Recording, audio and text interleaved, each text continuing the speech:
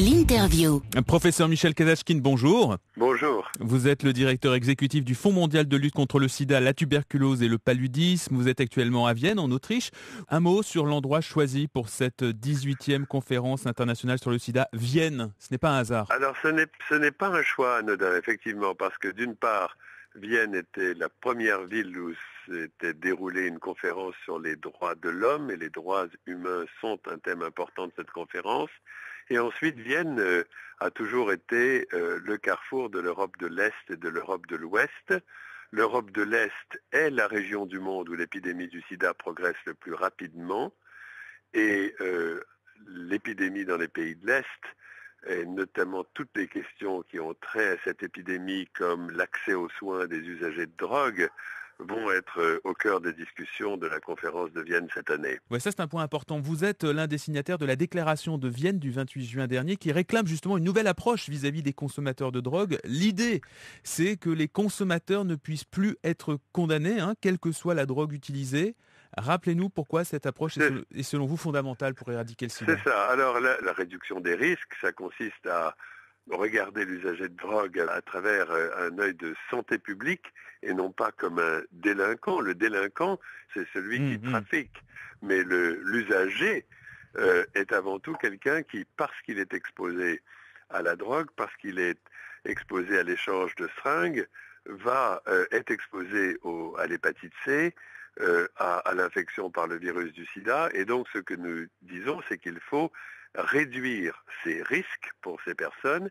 Et réduire ces risques, c'est offrir la possibilité d'avoir des seringues propres et des aiguilles propres, les échanges de seringues. C'est aussi mettre à leur disposition ce qu'on appelle les traitements substitutifs par la méthadone. Tout cela, on l'a fait.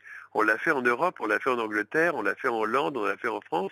Et en France, le nombre des nouvelles infections chez les usagers de drogue, des infections par le virus du sida, c'est de l'ordre de 2% seulement des infections annuelles. Donc on a pratiquement résolu le problème. Dans un pays comme la Russie, qui compte quelque part autour de 1 million de personnes infectées par le virus du sida, l'épidémie continue de progresser parce que les Russes ne mettent pas ces interventions de réduction des risques à la disposition des populations. Alors, l'un des thèmes principaux cette année, c'est également la baisse des financements. Vous souhaitez réunir cette année entre 13 et 20 milliards de dollars pour la période 2011-2013 auprès de donateurs publics et privés. Tout va se jouer en fait en septembre à New York, mais il faut convaincre dès maintenant. Est-ce que c'est vrai que la lutte contre le sida est menacée par la crise ? Oui, bien sûr. Les contraintes budgétaires, on les entend partout. Les pays donateurs, les grands donateurs, et les grands donateurs du Fonds mondial sont les pays du G8, font face à des contraintes budgétaires importantes. Les budgets de l'aide au développement sont en diminution dans un certain nombre de pays. Dont la France ? Écoutez, je ne sais pas encore ce que sera la contribution française. Je m'attends à ce qu'elle augmente tout de même. Je dis aux donateurs plusieurs choses. D'abord, oui, je comprends, je suis bien conscient des difficultés économiques dans lesquelles on se trouve, mais les pays pauvres, eux, souffrent encore plus de la crise que les pays riches. Et quelque part, il y a encore plus de besoins en période de crise économique qu'en période de situation économique favorable. Et puis je dis aussi, regardez ce que l'on a fait. Dans les 5 ou 6 dernières années, on est passé de quelques centaines de milliers de personnes dans le monde qui avaient accès au traitement du sida à 5 millions de personnes maintenant, dont 2,8 millions de personnes qui sont soutenues par le Fonds mondial.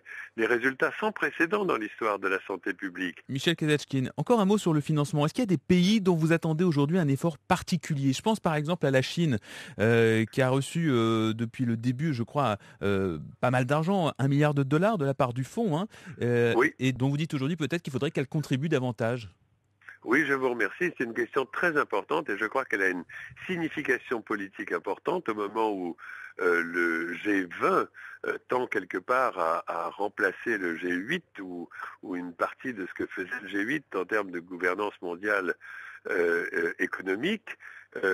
À mon avis, les plus grandes économies émergentes, la Chine au premier rang, puis l'Inde, le Brésil, l'Afrique du Sud, devraient passer d'un statut de récipiendaire des fonds du Fonds mondial à un statut mixte, si vous le voulez, de récipiendaire et de donateur. J'étais récemment en Chine et j'ai demandé au gouvernement chinois qu'il envisage de contribuer à hauteur de 400 millions de dollars sur les 3 prochaines années au Fonds mondial.